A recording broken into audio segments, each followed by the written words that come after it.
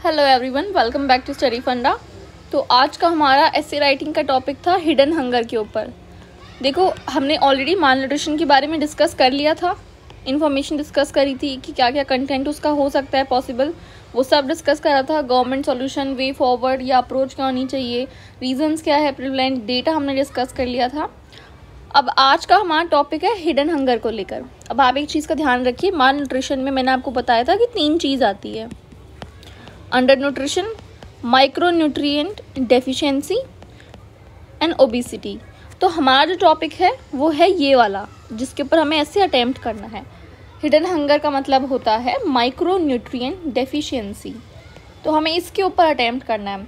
Basically कौन कौन से माइक्रो न्यूट्रिएंट को हम काउंट करते हैं? हम काउंट करते हैं आयरन को, फॉलिक एसिड, विटामिन ए और विटामिन B1-2, इन सब को हम काउंट करते हैं हिडन हंगर के केस में।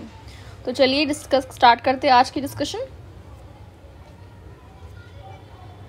Countering India's hidden hunger problem. देखो, सबसे पहले हमें क्या करना है, हमें इंट्रोडक्शन को अपने इम्पैक्टफुल बनाना है, ताकि हम क्योंकि हमारा ये देखो, इसमें है काउंटर करना है हमें किसको, हिडन हंगर की प्रॉब्लम को, और काउंटर करना है। तो पहले हम इस एस्से में क्या होगा, 50-50% होगा। 50% हम डिस्कस करेंगे प्रॉब्लम्स को और 50% ही हम डिस्कस करेंगे, क्योंकि काउंटरिंग की बात है तो आप काउंटर भी तो तभी करोगे ना जब आपको प्रॉब्लम पता होगी। हम बोल रहे हैं कि हमें इस चीज़ को काउंटर करना है, तो उस चीज़ को काउंटर करने के लिए आपको उसके रीजंस पता होने चाहिए कि प्रॉब्लम है क्या, उसके स्पेसिफिक ही आप सॉल्यूशन बना पाओगे। तो वही हम यहाँ पे कह रहे हैं कि 50% पार्ट हम अपने एस्से का प्रॉब्लम्स को देंगे और 50% पार्ट ही अपने एस्से का हम सॉल्यूशन को देंगे, मतलब कि काउंटरिंग वाले पोर्शन को देंगे।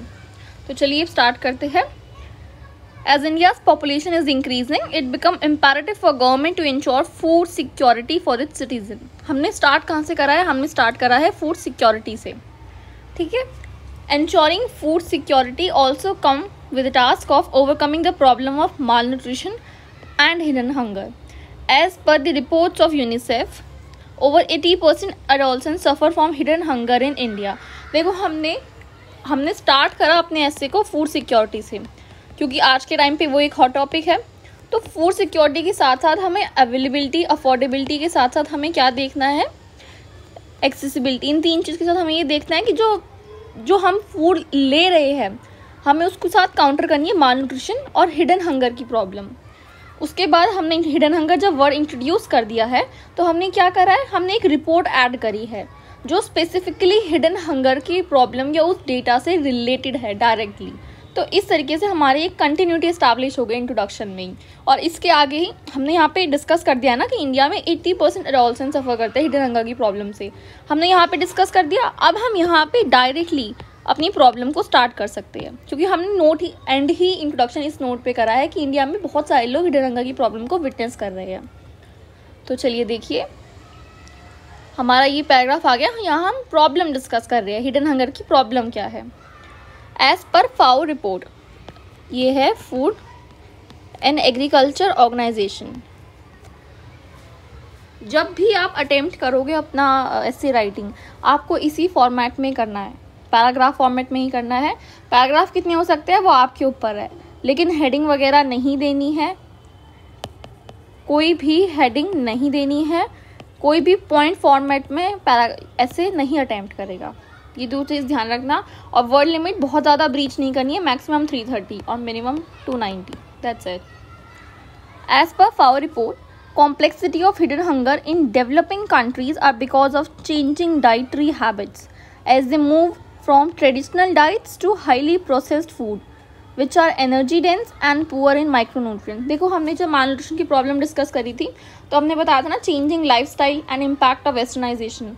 तो ये उसी के बारे में है। ये पॉइंट, ये वाला जो पॉइंट है, ये इसी को डिस्कस कर रहा है, चेंजिंग डाइटरी हैबिट्स के बारे में। This is given rise to triple burden of malnutrition, undernutrition and micronutrient deficiency. हमने यहाँ पे डायरेक्टली पॉइंट बताया है, वो FAO की रिपोर्ट को कोट करते हुए बताया है। तो हमारा ऐसे में ये पॉइंट हमारा कितना इम्पैक्टफुल लग रहा है। अब देखिए, the most common source of hidden hunger according to FAO report is diets based on staple crop, जैसे कि maize, wheat and rice, which are rich in carbohydrate but low on micronutrient. अब हमने ये भी बता दिया कि देखो, हमारे इंडिया में क्या है ना, स्टेपल डाइट ये काउंट होती है। तो ये क्या है, कार्बोहाइड्रेट में तो ये डाइट हमारी रिच है, बट जब हम बात करते हैं माइक्रोन्यूट्रिएंट्स की तो वो कहीं ना कहीं इसमें लैक करते हैं। सबसे पहला पॉइंट हमने चेंजिंग डाइटरी हैबिट्स बताया है। अब देखिए ये सेकंड पॉइंट है। सेकंड पॉइंट हमने फाओ की रिपोर्ट को ही यूज़ करते हुए बताया है कि जो हमारा, चलिए मान लिया हम डाइटरी हैबिट्स चेंज हो रही है, पर जिन लोगों की चेंज नहीं भी हो रही है ना, तो जो उनका स्टेपल क्रॉप है ना, जो उनकी डाइट है व्हीट और राइस की, उसमें माइक्रोन्यूट्रिएंट बहुत ज़्यादा नहीं अवेलेबल है, ये हम बात कह रहे हैं यहाँ पे। तो ये एक चीज़ है। The other reason for prevalence of malnutrition is the patriarchal mindset. ये इसका थर्ड पॉइंट हो गया है। अब हमने पेट्राइकल माइंडसेट बोला है तो हमें उसको सपोर्ट करना पड़ेगा। तो हम सपोर्ट करने के लिए क्या लाएंगे, एक कोई भी डेटा, एग्जाम्पल या फिर कुछ ऐसी चीज़ लेकर आएंगे। तो यहाँ पे हम लाए UN वुमेन की रिपोर्ट। इसके हिसाब से क्या है, देखिए, women and preschool children specially girls receive less food than economically active male member. ये पॉइंट भी हमने डिस्कस करा था कि अगर पॉवर्टी है तो वहाँ पे क्या होता है, मेल चाइल्ड को खाना ज़्यादा दिया जाता है और ये प्रिफर किया जाता है कि फीमेल चाइल्ड उसके कंपैरिजन में कम खा ले, क्योंकि male is called as economically active member, इस वजह से। तो ये पेट्राइकी है जो एग्जिस्ट करती है। द प्रॉब्लम बिकम, अब देखिए ये प्रॉब्लम आगे चल के अपने आप को मल्टीप्लाई कैसे करती है। The problem become more severe as undernourished mother give birth to low birth weight babies. अगर मदर खुद ही अंडर न्यूरिश्ड होगी, अगर मदर खुद ही माल न्यूरिश्ड है या उसमें माइक्रोन्यूट्रिएंट डेफिशिएंसी है, तो जब वो प्रेगनेंसी के टाइम पे बेबी को कैरी करेगी या जब बर्थ देगी, तो उसमें कोई भी बेबीज़ में ऑलरेडी लो बर्थ वेट होगा। जितना रिक्वायर्ड वेट होना चाहिए ना, जितना भी वेट होता है उतना उसमें होगा ही नहीं। तो ये एक चीज़ है। और लास्ट पॉइंट हमारा क्या है, the presence of abject poverty creates a vicious cycle of poverty and hunger. ये हमारा लास्ट पॉइंट है। तो देखो हमने 4 पॉइंट डिस्कस कर लिए हैं, वो चारों रिलेटेड है प्रॉब्लम से, हिडन हंगर की। अब हमें ज़्यादा वर्ड वेस्ट नहीं करना है क्योंकि आई थिंक ये मेरे 170 वर्ड्स हो चुके हैं। अब हमें बचा हुआ पार्ट देना है सॉल्यूशन वाले एरिया को। तो चलिए अब वो डिस्कस करते हैं। ये आपका लास्ट पैराग्राफ है। Recognising the early problem government is working through it's initiative. हमने डायरेक्टली लिख लिया कि गवर्नमेंट ने ऑलरेडी ये प्रॉब्लम को रिकॉग्नाइज कर लिया है।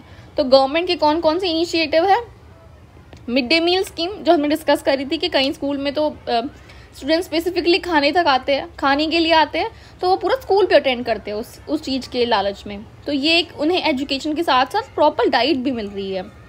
और दूसरा रिसेंटली लॉन्च बताया है पोषण अभियान। 2 हमने बहुत फेमस चीज़ें बताई है, ठीक है, एक तो बहुत famous point mid day meal का और एक रिसेंटली लॉन्च का।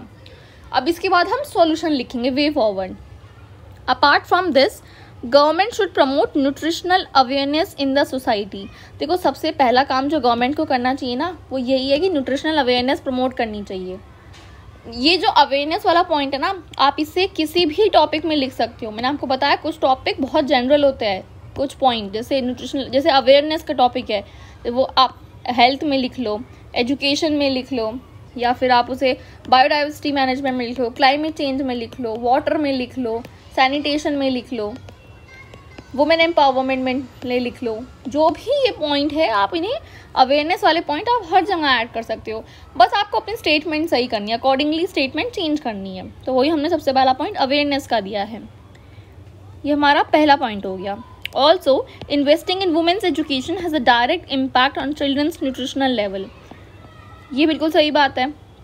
देखो नेशनल फैमिली हेल्थ सर्वे की रिपोर्ट के हिसाब से जिस मदर ने 5th क्लास तक का स्कूल अटेंड करा है और जिस मदर ने 12th क्लास तक का स्कूल अटेंड करा है, या फिर जो मदर स्कूल ही नहीं गई है, उन तीनों के बच्चों के न्यूट्रिशन लेवल में बहुत डिफरेंस विटनेस किया है।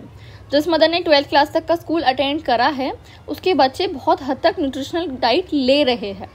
तो ये सब चीज़ें हैं जो आप इसमें एज एन एग्जाम्पल कोट कर सकते हो, but we are already running out of words, इसलिए यहाँ पे हमने कोट नहीं करा है।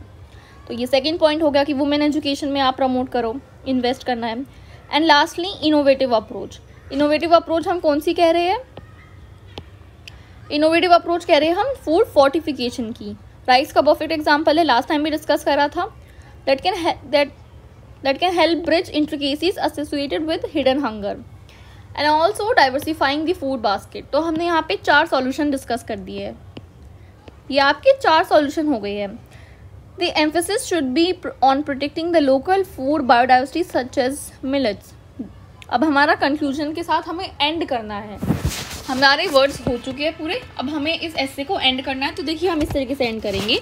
The need is for a holistic targeting for improving nutritional indicator in the country. The enthusiasm in political front is much required to achieve the envisioned target. देखो हमने directly बोला है कि ओवरऑल हॉलिस्टिक एक comparison, एक पूरा comprehensive scheme लानी पड़ेगी ताकि हम इन सब चीज़ों को अटैक कर पाए। जैसे हिडन हंगर की प्रॉब्लम जो है या माल न्यूट्रिशन की प्रॉब्लम है, उन्हें अटैक करें हम एक होलिस्टिक स्कीम्स के थ्रू। वो तभी होगा जब पॉलिटिकल फ्रंट पे बहुत ज़्यादा एंथुसियाज्म होगा उन्हें उन टारगेट्स को अचीव करने का। जैसे पोषण अभियान में भी आपको पता है ना, टारगेट है पोषण अभियान में 4 टारगेट्स है, तो हम अचीव करना चाहते हैं। तो यही सब चीज़ें हमने इसमें लास्ट में लिख के ऐसे को कंक्लूड करा है। तो इसी तरीके से आपको ऐसे अपना अटेम्प्ट करना है। सो आज के लिए इतना ही। आई होप आप लोगों को पसंद आया होगा। और हाँ, एक चीज़ और मैंने कई बार बताया है, जब आप ऐसे अटेम्प्ट करते हो ना, तो कोशिश करना पीयर ग्रुप में रिव्यू करवाने के लिए। अगर कोई रिव्यू नहीं भी कर रहा है तो कोई तो होगा जो आसपास तैयारी कर रहा होगा, किसी और एग्ज़ाम की तैयारी कर रहा होगा, तो आप उनसे एक बार अपना ऐसे रिव्यू करवाने की कोशिश करो, क्योंकि आप बहुत कम दिन रह गए हैं। तो लास्ट डेज में आप जितना ज़्यादा रिवाइज करोगे और जितना ज़्यादा प्रैक्टिस करोगे पेपर 2 के लिखने की, उतना आपको बेनिफिशियल होगा। तो आज के लिए इतना ही। That's it for today. Thank you everyone, all the best.